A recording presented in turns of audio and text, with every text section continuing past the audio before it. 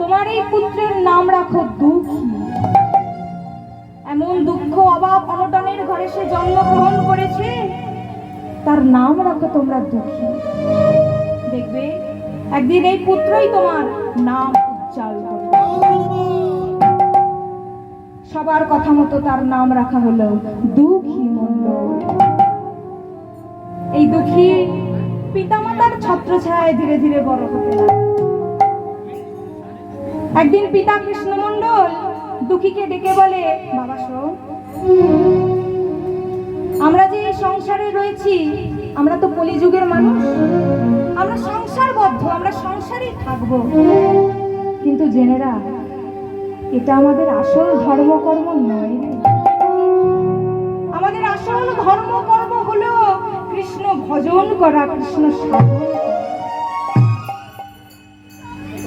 সংসারে আমরা রয়েছি বটে, কিন্তু আমাদের আসল ধর্ম হচ্ছে কৃষ্ণ ভজন, কৃষ্ণ সাধন। এই হচ্ছে বাবা মা, এই হচ্ছে বাবা মা। বাবা মা যদি শুদ্ধ হয় তাহলে সন্তান কিন্তু শুদ্ধ হবে।